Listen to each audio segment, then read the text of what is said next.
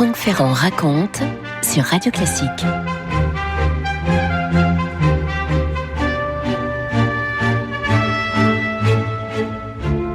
Dans la France des années 30, le carré d'As, je devrais peut-être plutôt parler d'ailleurs d'un carré de rois, réunit Jean Cocteau, Pablo Picasso, Jean Giraudoux et Paul Morand, grand styliste dont je ne cesserai jamais d'admirer les trouvailles. Paul Morand, le premier de nos écrivains qui ait fait jaser la langue française, disait Céline à propos de ce style nerveux qui pour autant n'était pas un style sec, loin de là.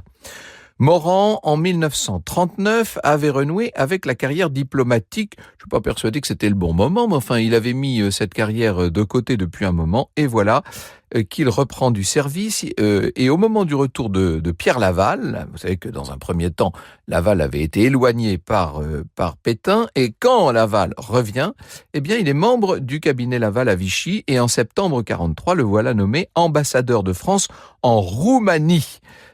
C'est pas un hasard, puisque sa femme, son épouse, Hélène Souzzo, est bien sûr roumaine. Morand comprend quand même, parce qu'il observe tout ce qui se passe, que la guerre est en train de basculer, que le vent est en train de tourner, et il lui faut commencer peu à peu à organiser sa défense. Il sait combien sa réputation est entachée par cette allégeance très forte qu'il a donnée au régime de Vichy, du fait de cette amitié avec Pierre Laval. Il craint les représailles, et dans son journal intime, il consigne une liste de preuves. Sauf que l'armée rouge approche de Bucarest, que le couple Morand doit s'empresser de rentrer à Paris. L'écrivain fait même affréter un train spécial. On va mettre dans ce train tous les meubles, toutes les bouteilles de champagne, toutes les fourrures d'Hélène. Est-ce qu'il faut vous préciser que ce train-là n'arrivera jamais à destination ? Une fois de retour à Paris, qu'est-ce qu'on peut faire ? Il y a un ami proche de Paul Morand qui est Jean Jardin, qui a été nommé chargé d'affaires à l'ambassade de Berne et qui va plaider la cause de Morand auprès de Pierre Laval et le convaincre de l'envoyer donc dans la capitale de la Suisse qui est restée neutre pendant la guerre. Est-ce que j'ai besoin de vous rappeler ça ? Seulement, les Suisses ne sont pas très chauds. Ils se sont renseignés auprès de leur ambassadeur à Bucarest, René Devecq, qui a vu en Paul Morand un homme dont le caractère n'est pas tout à fait à la hauteur de son succès. C'est ainsi qu'il s'exprime. Il se méfie beaucoup plus encore, les Suisses, de la femme de Paul Morand. Cette femme qui est réputée germanophile au dernier degré et, disons-le clairement, antisémite notoire. Pierre Laval soutient Morand, bec et ongle. L'ambassadeur de Suisse est donc convoqué à Vichy et on le menace de sanctions. Et Berne va céder, ce qui fait que le 26 juillet 1944, on est très tard là, 26 juillet 1944, Paul Morand, diplomate, peut présenter ses lettres de créance au président de la Confédération helvétique et il conclut en disant « Je suis heureux d'habiter le seul pays d'Europe où les maisons ont encore leur toit ». On ne peut pas s'empêcher de faire des formules quand on s'appelle Paul Morand, même dans les moments les plus graves. Le régime de Vichy s'effondre évidemment et toute cette Europe germanisée. Paul Morand ne sera resté en poste que 32 jours et le couple-là est véritablement affolé.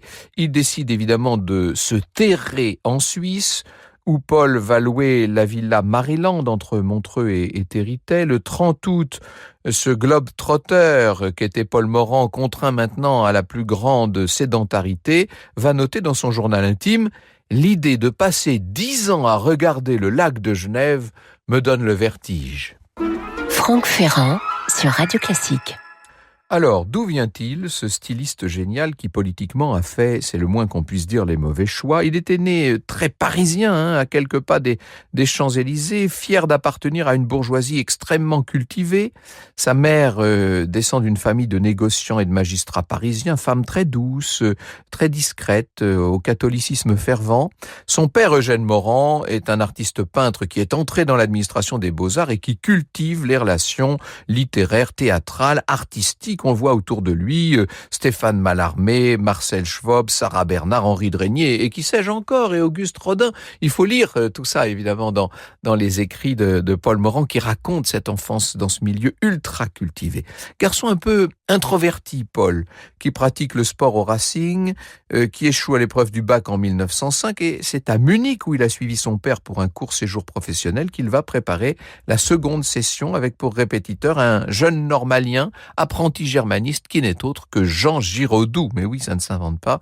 Rencontre qui va révéler Morand à lui-même, disons-le, et qui va lui faire prendre la mesure de ses propres capacités, des capacités qui lui permettent, à l'issue d'études de droit à l'Institut des sciences politiques, de passer brillamment le concours des ambassades. On est là en 1913. Il va faire ses 2 ans de service comme archiviste à la préfecture de Caen, où Morand, on peut le dire, s'ennuie. On peut pas dire que la carrière de diplomate qu'il escomptait lui apporte toutes les satisfactions. Il met à profit cette période pour lire, s'imprégner. Il trompe l'ennui en écrivant lui-même. Et la guerre va faire naître en lui des positions très anti-parlementaires et très pacifistes. 2 rencontres marquent ces années de guerre. En 1915, celle de Marcel Proust, dont il a tellement admiré du côté de chez Swann, et Proust va d'ailleurs écrire une préface pour le premier recueil de nouvelles de Morand, qui s'appelle Tendre stock en 1921, et puis la rencontre donc d'Hélène Souzo, fille d'un richissime banquier gréco-roumain, extrêmement cultivé, très spirituel, l'intelligence à l'état pur, dira-t-il, et qu'il épouse en 1927. La technique d'écriture qu'il met au point dans ses nouvelles peut faire penser un peu à ce qui se passe par ailleurs dans le monde des arts plastiques, avec les peintres cubistes, ou de la musique d'ailleurs. Il côtoie au bœuf sur le toit tout ce que Paris compte de gens brillants. J'imaginais, explique-t-il dans une lettre à Jacques Doucet, j'imaginais des superpositions de calques où, en éliminant l'anecdote, on arrive à composer parfois des portraits qui durent. Vivre des jours près d'une personne et n'en donner bien plus tard sous une forme aisée et sans travail apparent que l'essentiel me paraissait le plus digne des jeux. Bon, vous avez compris que le style Morand est né. Vous écoutez Radio Classique. À mesure que l'Europe se libère, les Morand comprennent l'importance de leur erreur. Il vit, Paul Morand, la vie d'un proscrit maintenant. Il paye ses compromissions au prix fort. Il n'a pas du tout voulu d'une aventure politique comme il le pensait lui auprès du général de Gaulle. Il est persuadé que l'Angleterre serait envahie. Bref, il a fait les mauvais choix. Ce qui ne veut pas dire pour autant, bien sûr, qu'il soit tombé dans les délires haineux d'un Céline, d'un Rebattet ou d'un Brasillac. Ce qui amène sa biographe Pauline Dreyfus à dire qu'il fut davantage condamné pour ce qu'il était que pour ce qu'il avait fait. Sous-fifre au cabinet de Pierre Laval, il paie surtout le luxe ostentatoire de sa vie passée. Morand va troquer l'eau de Vichy pour celle du lac Léman, si je puis dire. Vichy, Lausanne, Montreux, moi qui détestais les petites villes, je suis bien obligé de m'y faire, va-t-il écrire. Et on le voit macéré dans une espèce de sentiment d'intranquillité, mêlé de nostalgie de la vie parisienne qu'il avait pu connaître. Ennui profond, écrit-il, c'est la résidence forcée, ça vaut mieux que la prison, c'est tout. Il est assez désabusé, Paul Morand. Il écrit début 45, « J'ai une furieuse envie de rentrer depuis 3 ou 4 jours, cafard terrible. Je me dis, j'aime mieux Drancy que la Suisse. L'instant d'après, je me vois en France dans un camp de concentration, regrettant la Suisse. » Vous voyez jusqu'où il va dans sa macération. Suisse qui est pour lui une sorte de salle d'attente où on croise d'ailleurs d'autres réprouvés, l'écrivain Edmond Jaloux, Georges Bonnet qui avait négocié les accords de Munich, Jean Jardin dont je vous parlais tout à l'heure, qui reçoit tout le monde à Pully. En 47, les Morand vont quitter leur villa de Maryland pour venir s'installer à Vevey, au rez-de-chaussée d'une curiosité néo-gothique, le château de l'Aile. Morand s'y morfond. Il enchaîne les maîtresses, comme il a cessé de le faire, faut vous le dire, depuis très longtemps, depuis qu'une prostituée l'avait dépucelé le jour de ses 16 ans. « Je suis la femme la plus coquue de Paris », aime à répéter Hélène, qui est bien placée pour savoir que la passion physique des premiers temps s'est depuis longtemps volatilisée. Si on en croit le prince Jean-Louis de Faucigny-Lucinge, sa liaison avec la princesse Souza était un chef-d'œuvre d'accommodement. Elle acceptait ses aventures car elle savait qu'elle tenait moralement ce petit homme râblé et instable. Et dans son journal intime, Morand graine non sans une certaine complaisance, disons-le, toutes sortes de prénoms féminins avec des descriptions très crues sur certaines anatomies. Ça ne va pas l'empêcher de publier par ailleurs, principalement chez Constant Bourquin, qui est un éditeur acquis à tous les collaborationnistes de l'époque. Il continue à publier, mais la France l'oublie, disons les choses.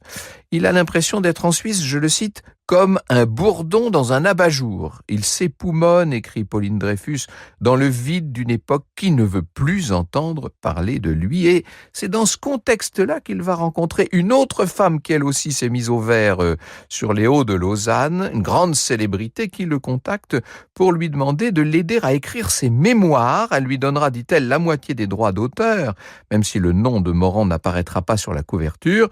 La célébrité en question, vous voyez de qui je parle, c'est évidemment Gabriel Chanel. Il se rend au palace de Saint-Moritz en 46, l'hiver 46, pour l'écouter. Cette voix torrentueuse, dit-il, il l'écoute, cette voix roulant de la lave, ces mots qui crépitaient comme des sarments secs, ces répliques happant et croquant du même bec, un ton de plus en plus péremptoire à mesure que l'âge la faisait fléchir, un ton toujours plus révoquant, toujours plus infirmant, des condamnations sans appel. Je les entendis des soirées entières dans cet hôtel de Saint-Moritz où je la retrouvais pendant l'été 46, chômeur, désœuvré pour la première fois, rongeant son mort. Et l'on voit Caroline Siol et Christophe Barbier ressusciter ces échanges en ce moment sur la scène du théâtre de Passy. C'est jusqu'au 2 avril, et c'est intensément jubilatoire. La pièce s'appelle Mademoiselle Chanel en hiver. Franck Ferrand sur Radio Classique. Ce que Morand a tiré de ses entretiens avec Chanel est assez extraordinaire. Il l'a fait parler, on l'entend parler. Un vêtement doit bouger sur le corps, dit-elle. Un vêtement doit être ajusté quand on est immobile et trop grand quand on bouge. Il ne faut pas craindre les plis. Un pli est toujours beau s'il est utile. Toutes les femmes ne sont pas Vénus, cependant. Il ne faut rien cacher. Ce qu'on cherche à dissimuler ne fait qu'apparaître davantage. C'est pas en allongeant une robe qu'on effacera de méchantes jambes, etc., etc. Bon, enfin, on la connaît, complicité qui, disons-le, ne va pas aller très loin et finit par tourner court. La grande couturière morphinomane fait savoir à Morand que les notes qu'il a pu prendre au cours des entretiens qu'ils ont faits ensemble ne sont pas à son goût. C'est brutal, écrit-elle. C'est d'un homme, ça manque de féminité, bref, c'est raté. Et Morand va renoncer au livre qui n'aboutira pas davantage 2 ans plus tard quand Chanel sollicitera Louise de Villemorin. Il faut attendre 30 ans pour que Morand mette au propre ses notes dans un livre qui va devenir très célèbre et qui s'appelle L'allure de Chanel. En France, quand on parle de Paul Morand, le nom est toujours mal perçu. La chanteuse Lucienne Boyer va modifier les paroles d'un refrain qui évoque les romans de Paul Morand et ça devient les romans de Macorlan. Vous imaginez un petit peu, Mauriac ironise. Il conduisait à toute vitesse le char de ses curiosités. Il a pris un bien mauvais tournant. Morand se refuse à tout geste de contrition qui pourrait lui valoir un peu de mansuétude de la part de compatriotes qui ne semblent pas le regretter vraiment, et on le voit s'arc-bouter dans une posture de plus en plus orgueilleuse. Il craint, la vérité, c'est qu'il craint une convocation du Conseil d'épuration. Il craint surtout, son journal en témoigne, un putsch des communistes en France et un basculement de toute l'Europe dans le bloc soviétique. Alors là, c'en serait fini pour lui. Il ouvre ses cartons le cœur serré, il est à Vevey toujours, et il y a ce cri de désespoir quand il retrouve sa vaisselle. C'est mélancolique, toutes ces saucières dépareillées, écrit-il. Et où sont ceux qui étaient autour de la table, des tables? Je ne savais pas que j'avais le cœur tellement fait pour regretter. Et malgré le confort de cet asile suisse, qu'il conservera bien après l'exil, Morand s'absorbe dans un grand travail, cherchant constamment à se renouveler, notamment dans l'histoire. Avant 44, c'est l'époque qui triomphe chez Morand. Après 44, il triomphe de l'époque, résume Jacques Chardonne, qui avait le sens lui aussi de la formule. Les violences de l'Inquisition dans Le dernier jour de l'Inquisition, les turpitudes de la Révolution dans Parfaite de Saligny, les rêves de la colonisation de l'Inde dans Montausiel, Raja aux Grandes Indes, ça fait 3 nouvelles qui sont écrites en 47, tout ça va servir un peu de prétexte à une méditation sur les revers et sur l'ironie de l'histoire, et ça va donner naissance au grand roman Le Flagellant de Séville qu'il écrit 5 ans plus tard. Là, on peut dire qu'il maîtrise ce genre historique, ce récit d'une autre occupation, celle de l'Espagne par les armées napoléoniennes, et d'une autre collaboration, celle des libéraux espagnols avec les supposés héritiers des Lumières. Tout ça expose ce qui, en vérité, relève des déchirements intimes tout à fait contemporains d'un Paul Morand qui refuse de reconnaître qu'il s'est trompé. Ceux que Bernard Franck baptise les hussards, on parle là de Roger Nimier, de Jacques Perret, de Jacques Laurent, de Kléber Hédins, bien entendu, de quelques autres. Ces hussards vont partager la détestation de Jean-Paul Sartre et adorer, chez Paul Morand comme chez Jacques Chardon du reste, ou chez Céline, le primat donné au style et le refus des facilités de la littérature d'idées, car on est dans ces années 50 maintenant, au tournant des années 50, dans une littérature de plus en plus engagée. Mes romans ne délivrent pas de messages, disait Paul Morand. Il y a des télégraphistes pour ça. Franck Ferrand sur Radio Classique. On le voit aussi à Tanger. Il y a beaucoup de gens qui s'exilent à Tanger, vous me direz. Il fuit les accusations de collaborationnisme. Il écrit là-bas Hécate et ses chiens, une histoire troublée qui dépeint le Tanger des années 20, et puis des nouvelles, La folle amoureuse en 56, Fin de siècle en 57, etc. Morand va passer, si l'on peut dire, à travers les mailles du filet, puisqu'il n'a pas de procès, il ne sera pas condamné, pas interné. Ça ne l'empêche pas de s'apitoyer sur son sort, dans son journal. Ce que Céline avait compris, Céline, lui, est beaucoup plus compromis et pour cause. Et Paul Morandon, même pas inculpé, écrit Céline, qui se balade fort librement en Suisse. Charmant Jean Foutre, 2 fois ambassadeur de Pétain, grand seigneur, évidemment. Céline n'est pas très tendre. En 53, Morand est réintégré dans l'administration et en 55, il peut se réinstaller à Paris et obtenir sa retraite du Quai d'Orsay au titre de ministre plénipotentiaire. Ce sont des retrouvailles avec Paris et avec son public qui l'incitent à se présenter à l'Académie française. Mais il y a cette campagne qui va faire échouer sa candidature, campagne conduite par François Morgnac. Il renouvelle sa candidature en 59, mais il y a le veto du général de Gaulle qui le contraint à retirer sa candidature. Il attendra 1968 pour être reçu sous la coupole. Et dans l'incipit de son discours de réception, il dit « Messieurs, en m'accordant vos suffrages, vous contraignez un amant de la grande route à s'arrêter. Votre compagnie, créée pour fixer le langage, fixera cette fois l'écrivain. Des formules, toujours des formules. » Morand s'éteindra à Paris à l'âge de 88 ans.